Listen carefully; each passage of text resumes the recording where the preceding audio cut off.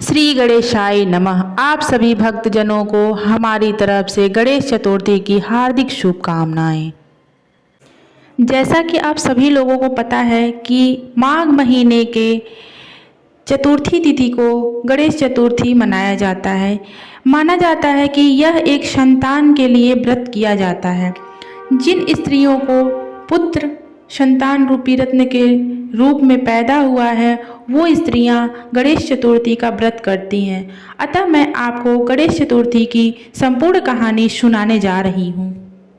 कहा जाता है कि एक गांव में एक देवरानी जेठानी रहती थी। देवरानी बहुत ही गरीब थी और उसकी जेठानी बहुत ही अमीर थी। अमीर होने के बावजूद भी उसे भगवान की भक्ति और पूजा का कोई भी महत्व नहीं पता था। लेकिन दूसरी तरफ वहीं जो गरीब थी उसे गरीबी में भी अभाव में रहते हुए भी भगवान की भक्ति के अलावा कुछ और नहीं सूझता था।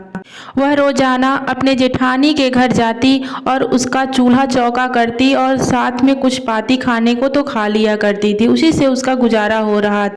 माघ महीने की चतुर्थी तिथि को सभी के घरों में तिल का लड्डू बन रहा था। वो मन ही मन अपने भाग्य को कोसने लगी और सोचने लगी कि आज मैं अपने गणेश बापा का भोग कैसे लगाऊंगी।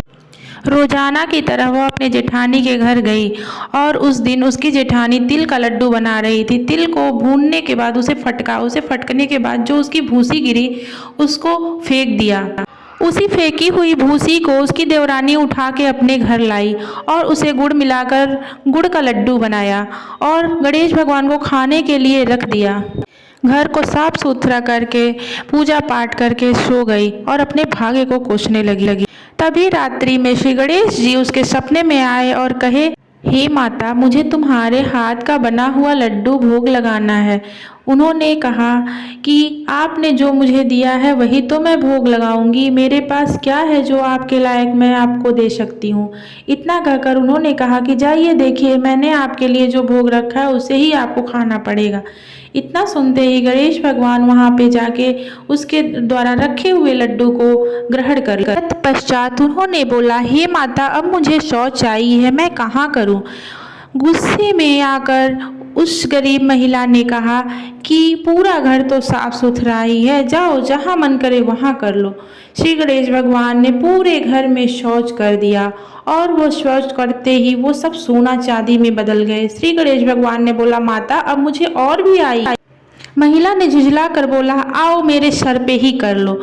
श्री गणेश भगवान ने उसके सर पे जाके शौच किया और जो सोने चांदी में बदल गया। गरीब महिला ने सुबह उठ के देखा कि पूरे घर में सोना चांदी धन दौलत भर गया है और सोचने लगी कि गणेश भगवान की महिमा अपरंपार है तथा वह अपने जेठानी के घर काम करने न जा सकी।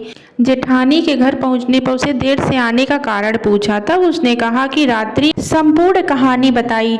उसकी जेठानी बहुत ही लालची औरत थी। लालच में आके उसने अगले साल ऐसा ही करने का विचार किया।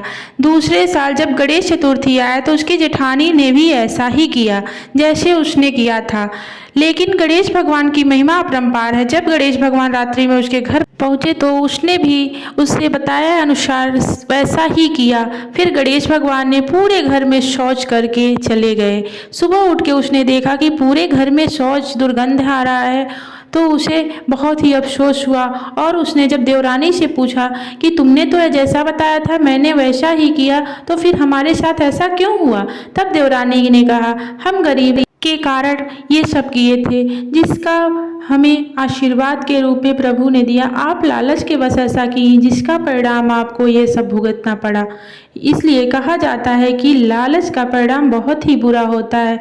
हमें सदैव लालच से दूर रहना चाहिए और भगवान की श्रद्धा पूर्वक वंदना करते हुए भक्ति करते हुए भगवान का नमन करना चाहिए।